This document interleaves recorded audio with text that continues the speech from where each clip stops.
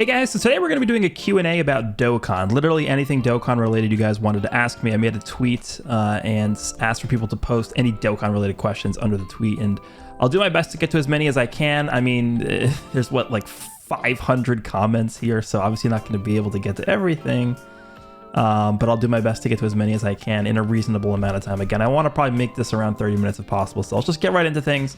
Again, anything Dokkan related, I'll do my best to answer them. So first we have from my good friend Gail. Do I think that this year's approach of going for underappreciated characters as Dokkan Fest worked, or was it a miss overall, and should the usual scheme of just big name Dokkan Fest be resumed? So obviously I'm going to be biased in answering this as a content creator. Obviously, as somebody who benefits more from more hype characters, I'm going to want more hype characters to be released throughout the year because it's going to benefit me personally. But when it comes to like the average person's viewpoint, I think there are some characters that definitely deserve Dokkan Fest. Like I was somebody that has been asking for Ginyu to get a Dokkan Fest for quite literally 6 years. Yamcha was not a character I was really seeing getting one, honestly. Pan, I guess, is worthy of it, but I think this year, like, the biggest takeaway from what happened in 2022 for Dokkan is a lot of, I guess, just mid to low tier characters. I guess that's how I'll call them. Like, I wouldn't really consider Yamcha to be a hype character.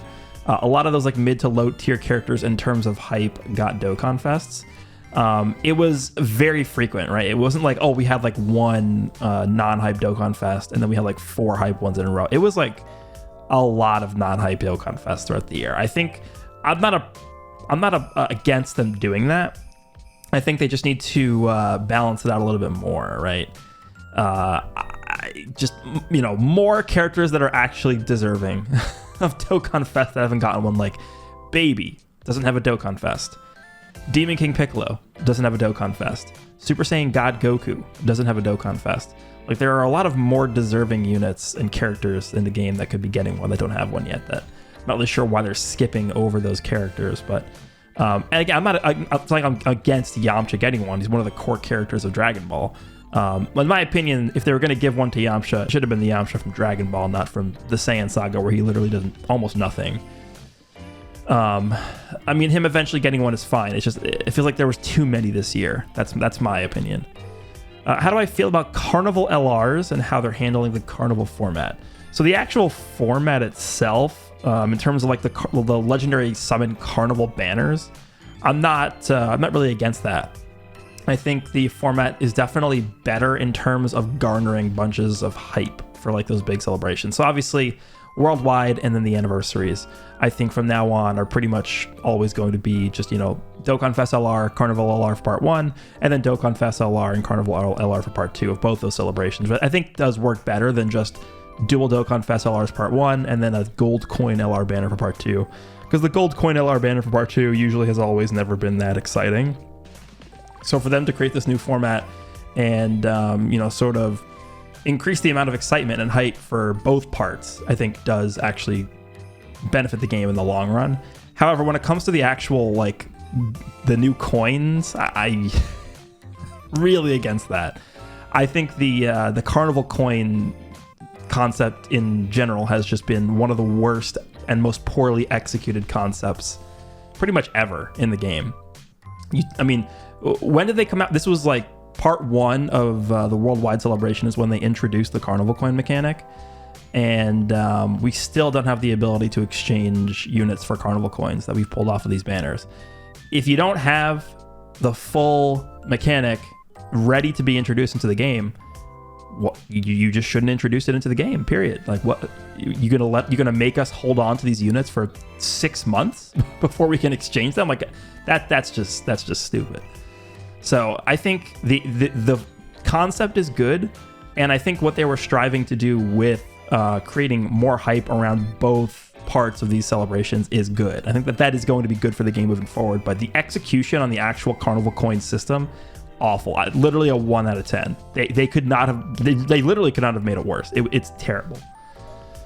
Do I think Red Zone is a good format for difficult content? If I could change anything about the mode to make it more difficult, what would I change? I do like the Red Zone. I think it's a good balance between long and short events because You can have stages that are very, very long. Like, I think a lot of the first two red zone stages, the movie bosses and the GT red zone stages, some of them could be pretty long. Like, Broly does a lot of the time actually take a bit to take down if you're not using a super ridiculously offensive team. Same thing could be said for like Omega. You have like the Shadow Dragon stage, which honestly you could argue that is like the longest stage in the entire game. But then you also have shorter stages like the Wicked Bloodline red zone. So I think there's a good mix of shorter versus longer of stages in there, and so good. It gives you a good mix of units that could be good in some stages, not as effective in the other stages. So it makes you think about which units you want to use across the abundance of stages that we have for red zone. If I could change anything about the mode to make it more difficult, what would I change to make it more difficult? I would argue that a lot of the upper end of the stages are already pretty difficult. So I don't know how I would want to make it more difficult, but I think stuff like the Broly stage where it makes it impossible for you to dodge, I guess could be a way to make things more difficult. What if there's a stage that disabled guard, like an enemy that disabled guard? We have the ability in the game to do that, right? Some characters in the game that we have access to disable enemies' guard. What if an enemy has the ability to disable our guard, right? Guards against all attacks is a pretty strong mechanic, and a mechanic that allows a lot of these characters to sort of transgress the difficulty curve. So like Vegeta and Trunks, for example, you can pretty much bring them into any of these red zone stages, and you just park them in slot 1 and they're fine for every single stage. You don't have to move them or touch them at all. So in order to force people to use other characters, they could create a stage that disables guard, and in that way the character becomes a lot less effective. But I don't know if they would do that, and I think honestly the difficulty of red zone right now I'm okay with. I think it's fine. What can they do in Anniversary to top New Year's celebration? I don't think any character they can launch for Anniversary will top Beast Gohan. Yeah, that's going to be a tough one, I think. Just because, again, so if you guys aren't aware, Beast Gohan Orange Piccolo coming out as dual Dokkan Fest LRs for New Year's this year. And then JP Dokkan has their anniversary literally a month after the release of Beast Gohan and Orange Piccolo.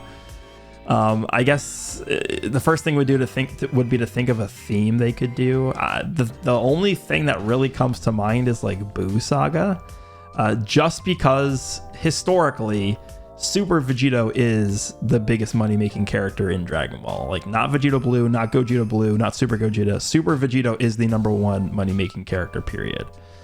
But I don't even know if he will top Beast Gohan and Orange Piccolo, simply because they're the new characters from Superhero, right?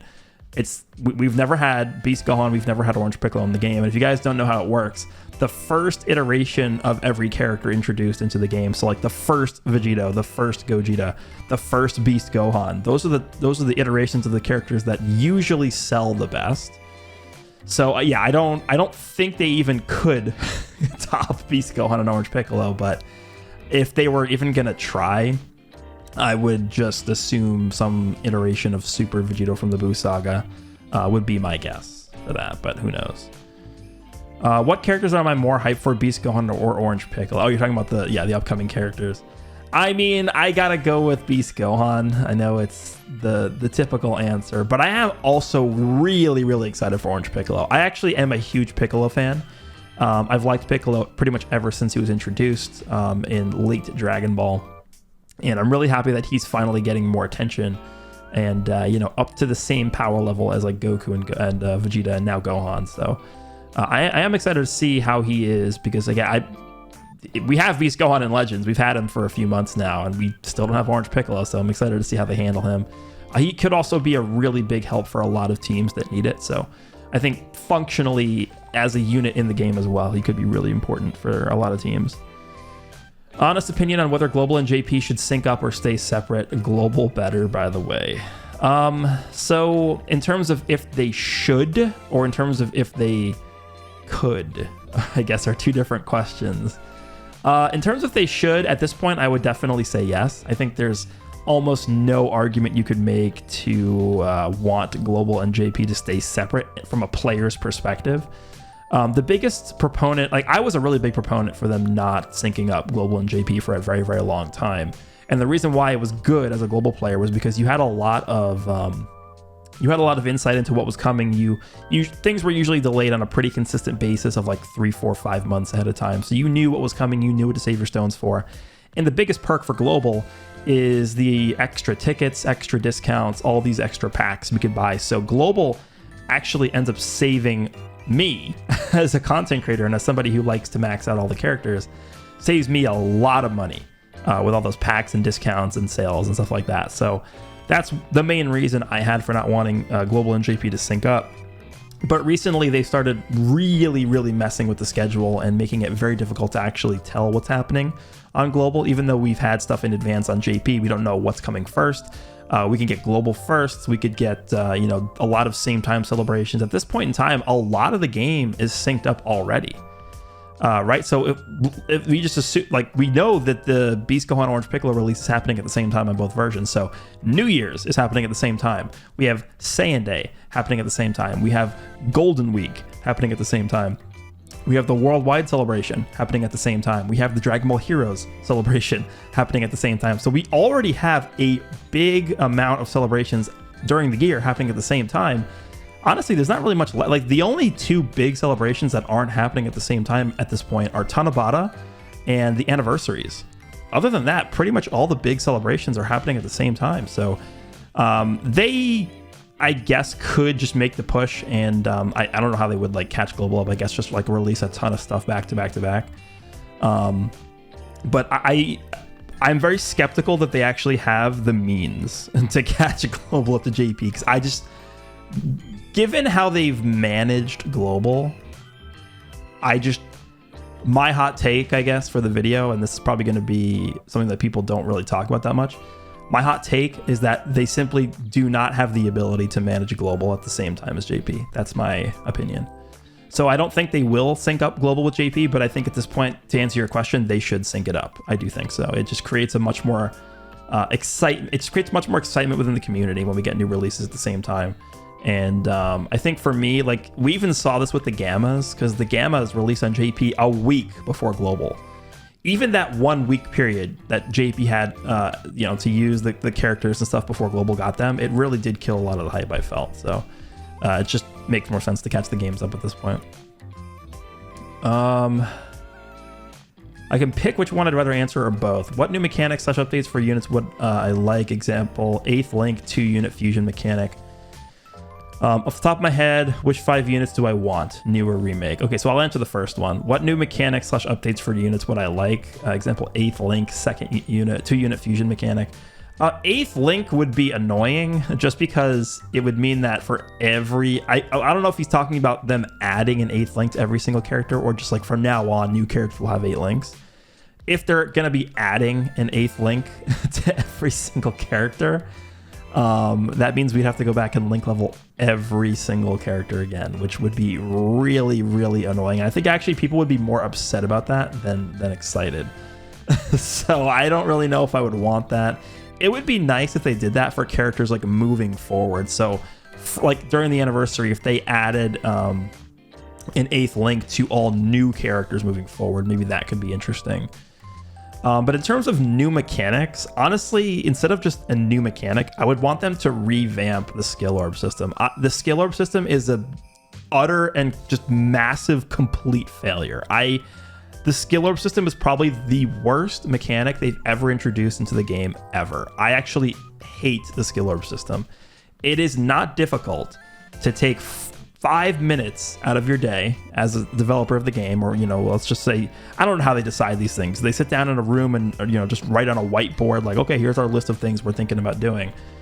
Like for skill orbs, you would think it wouldn't be that difficult to just say, okay, yeah, instead of just simply making this an extension of the hidden potential system, why don't we actually think of unique and interesting abilities to give characters based off of what kind of skill orbs they're using?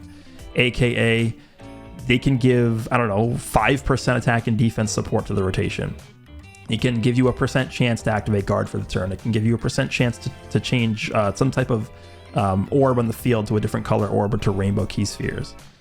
It gives you, some % chance for your attack to stun the enemy, or your attack to cancel an enemy's action or something. Like literally there's endless options. It is so easy to create skill orbs with effects that actually are fun and interesting and make sense. And they just make it attack, defense, crit, dodge, additional. Literally just an extension. It is a copy and paste of the potential system. It's just, I would rather it just not exist, honestly, in the game. If that's what they're going to do with it. It's stupid. So that's what I'd want them to do. All right, so it looks like the next two questions are the same. So how much longer do I think Dokkan has, and then how long do I think Dokkan will go on for? So Dokkan at this point is about to celebrate its 8th anniversary on JP, which is a very long time. Typically these games don't last for 8+ years, but here we are. Dokkan is about to celebrate its 8th anniversary. I would say that Dokkan doesn't really have a definitive end date in sight just because of how well it does. And I think the IP is strong. Obviously, Dragon Ball is one of the most popular IPs in the world. Its fan base is strong. It's constantly hitting, at least in the top 3 of top grossing, if not, top 2 or top even. I mean, top grossing has been hit numerous times this year. And I think if they genuinely continue creating interesting and new and interesting content for this game moving forward, we'll see what they do for the 8th anniversary, what kind of new mechanics they introduce and stuff like that. Then the game could potentially last for a long time. I'm talking 5, 6, 7, 8+ more years from now. We'll see what happens. And then I think it's also tied to if they actually do decide to bring the Dragon Ball anime back, because that will add a lot of extra fuel for them to use moving forward, right? So it's going to depend on that as well, because if they just don't release any new anime, there's no new movies coming out, then we're just going to be recycling the same characters over and over again. And I think that actually does play into the question we had earlier, where it's like, how do I feel about all these like low hype characters being released, where it's like Yamcha, Pan, like all these characters throughout the year. I think a lot of that has to do with them sort of like conserving the hype characters because there's no new content to go off of besides Superhero, right? Superhero is the only new piece of Dragon Ball media we've gotten in terms of like animated stuff for 4 years. So it's not like we have an abundance of new stuff to implement into the game. So if the anime comes back, we get like Ultra Ego, we get Black Frieza, we get Gas, we get Moro, all these different characters, all the different forms from all the new arcs. That creates like essentially an infinite number of new characters we can get in Dokkan. So that does, naturally extend the life of the game out. So that it will depend on that as well. The hit game Dragon Ball Z Dokkan Battle. I've heard of it. Yeah. Should there be a repeat button for the various amounts of events, Dokkan events, story events, etc., besides the more difficult ones? I'm not really sure what you mean by a repeat button. I guess it would... Are you talking about like a skip ticket feature? Like I know in Legends, if you guys play Legends, they have a skip ticket feature. So if you've cleared the stage once, you can actually just skip ticket the stage and it will automatically clear it without you having to actually go in and play the stage.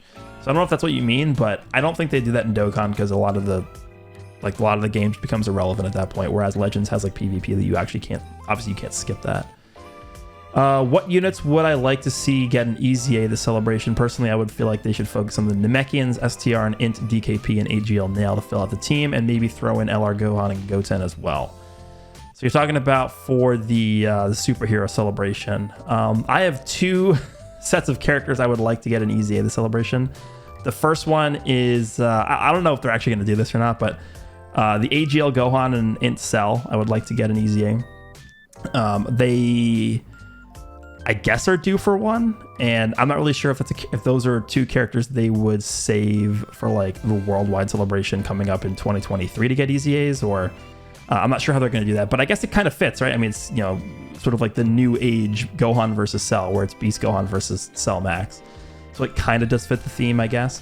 Another option is going to be Broly and Gogeta, right? That from Dragon Ball Super Broly, the AGL Gogeta and the physical Broly. That could be good, but I think either one, if they go with either one of those 2 sets, they can't really go wrong. So one of those 2, I think, would be the most hype, and I'm interested in seeing if they're going to do those as EZAs for the celebration. What am I hoping to see in the upcoming Gohan and Piccolo units? Also, do I think they will be transformation units or have a big attack active skill? I've seen some discussion saying it'll be a big attack. So yeah, I've seen people talk about this as well. So basically the premise of the argument here is people are saying that they think it's possible for the new Gohan and Piccolo not to even be transformation characters, because if you guys don't know, the units, the names of the characters are Ultimate Gohan and Power Awakened Piccolo. And obviously in the background of the cards, it's Orange Piccolo and Beast Gohan. So some people are theorizing that instead of them actually transforming, their active skills will be active skill attacks, similar to how the year 7 anniversary Blue Goku and Vegeta have an active skill attack that fuses into Gogeta and does the attack. And then after the active skill's over, they go back into Blue Goku and Vegeta. I don't think that's the case. I think they will be transforming. We've waited 6 months to be able to use Beast Gohan and Orange Piccolo in Dokkan. I think people would be very disappointed and very upset if we couldn't actually play as Beast Gohan and Orange Piccolo and they were just active skill animations. I don't think that's the case. I think they understand that people want to play as those characters. And then in terms of what I want to see in the characters, so more so than just like how good they're going to be, I want, because again, I'm assuming they're transforming characters. They pretty much have to be.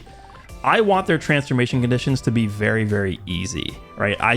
Every time we get a transforming character, I get flashbacks and trauma looking back at the AGL LR Gohan.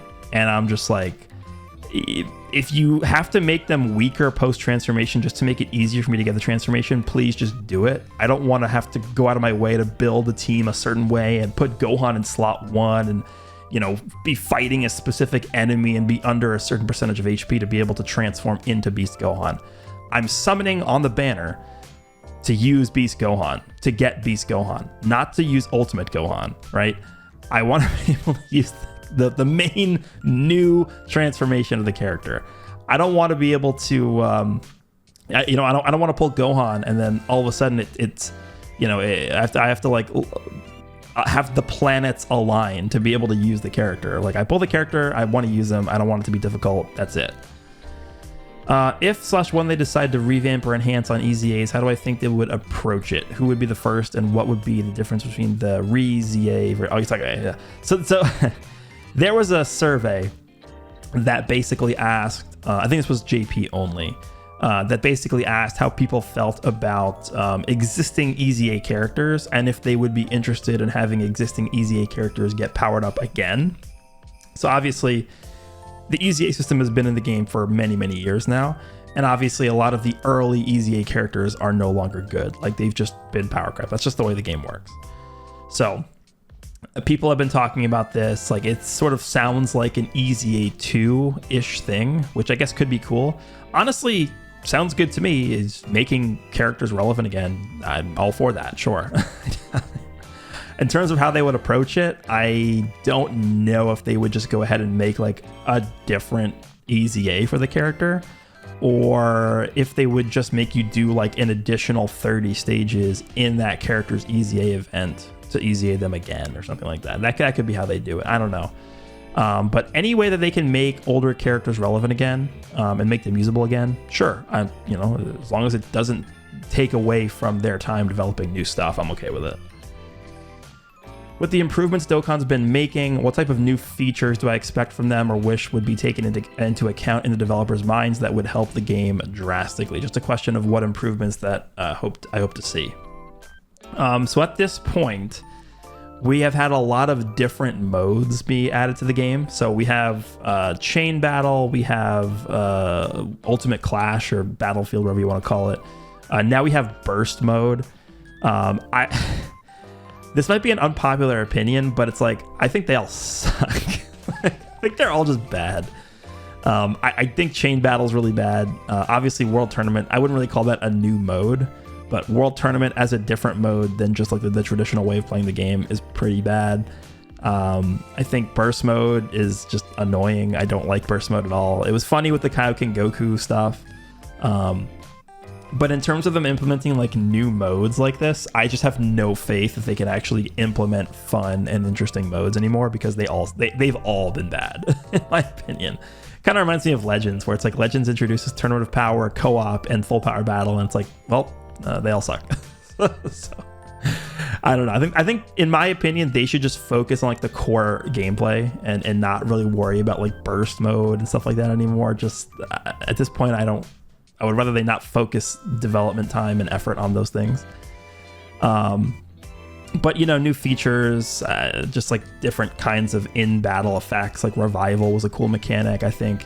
Obviously, every time well, not every time, but a lot of the times they do these anniversary new mechanics, like obviously Transformations was really hype. Active Skill is one of the most important fundamental things in the game right now. They implemented Revival skills during year 6, but it's like we haven't really seen too many Revival characters. Just more unique and interesting mechanics for characters, I think, is what I would want to see, instead of them focusing on like new modes and stuff like that. All right, we'll do a few more here. With how Superhero is New Year's, and we know the 8th anniversary is characters that have never been chosen before, how do I think they're going to even come close to being more hype? Yeah, I kind of answered this already. I think the answer is they aren't. I do not think Anniversary is going to be as hype as New Year's, which is pretty insane to say. Because I don't think that's ever happened before, except for maybe Gogeta and Broly, because Gogeta and Broly came out at the same time, like as Gohan and Piccolo are about to come out for New Year's. And after that, we had that was 4th year, so we had the LR Super Saiyan 4s come out. I would say that Gogeta and Broly pretty much eclipsed the hype for the anniversary, right? I mean, it's pretty obvious. I think the same thing will happen this year. Do I think Dokkan will eventually tip their toe into what if units like we saw for the Tech LR Super Saiyan Goku and Gohan? And if so, what if units would I like to see most of all be made? So the answer to this question, I think, is yes. I think they will continue to do more what if units, because it's pretty like I think the Goku and Gohan unit is really cool. I think it would be cool if they did more of that style of character. And of course, for me, what if units would I want to see? How about a Frieza and Cooler dual unit? Something like a Frieza, Cooler, and King Cold unit. The Frieza family card. That would be cool. How about a father-son death beam? I don't know. something like wacky like that. What if it's like it could even be an April Fool's card, a Frieza who does a death beam, and then it's like Angel King Cold behind him is doing a death beam or something. It's like the Frieza version of the father-son Kamehameha. That would be funny. I don't know. All right, we'll do like 2 more. What are my predictions for Gohan and Piccolo's leader skills? I'm expecting Gohan to have some combination of the Superhero, Miraculous Awakening, and Hybrid Saiyans, although they've started doing leader skills with more than 2+1 model introduced during the 7th year, so who knows. Yeah, I haven't really honestly thought about it too much, but I do know that they have that superhero category in the game, and I think they probably wouldn't have implemented that into the game if they weren't going to make that a leader skill for Gohan. Not really sure what that even means. Like, what is the superhero category? There's no way it's just the superhero movie. I think it's probably got something to do with Dragon Ball Super. Whether it's just like all the good guys out of Dragon Ball Super. That could be what the category is for. That would be cool. That'd be a really good category, actually. I think, yeah, Miraculous Awakening could work as well. Hybrid Saiyans, I don't know if they're going to make him another Hybrid Saiyan leader. Maybe they will. But I think, yeah, the superhero category, Miraculous Awakening, makes sense to me, at least for some portion of the leader skill. Do I think Dragon Ball Super Superhero, Pan Youth, and Goten Teen and Trunks Teen will be the support units for the upcoming dual Dokkan LR summons? Yeah, so that's a good point, because we are obviously going to get banner units for these banners, unless they, for some reason, don't make banner units, which I mean, there's so many choices from the movie, right? But we have no summonable characters from Superhero outside of Gamma 1 and 2 right now in Dokkan, right? Unless I'm forgetting something. Yeah, I don't think so. So I definitely see Pan being a summonable banner unit for sure. That's a given, I think. Just, modeling it after the Legends, what they did with that. Goten and Trunks Teen could be interesting. They could also just do a Piccolo in like the Red Ribbon Army outfit, just to give more Namekian support if they want to make the Piccolo side of things stronger. They could do just a base Piccolo from Superhero even though we already have really good base Piccolos, right? Because we have the cooler movie Piccolo, and then we also have the physical one, who I think probably it's sooner rather than later is going to get the ZZA, right? The physical transforming one. So we do have a lot of good base form Piccolos. But, you know, with how limited the Namekian team is, I think any good Piccolos they introduce could be fine. What else do we got from Superhero? I think the free-to-play Gohan might Dokkan Awaken into Super Saiyan Gohan, right? The glasses Super Saiyan Gohan. So maybe they could just give us like a base form Gohan as a banner unit. They could give us a Dr. Hedo unit, I guess, for banner unit. They could give us a magenta banner unit. They could give us I don't know if Gamma 1 and 2 would be a banner unit. That sounds like an LR to me. But there's a lot of choices they could do. There's a lot of different characters they can make for banner units. So I think we're going to wrap it there. This is just about 30 to 31 minutes long. I was able to answer a decent amount of questions here, but let me know down below what you guys think of what we discussed here. Hope you guys enjoyed this video, and I'll see you all in the next one.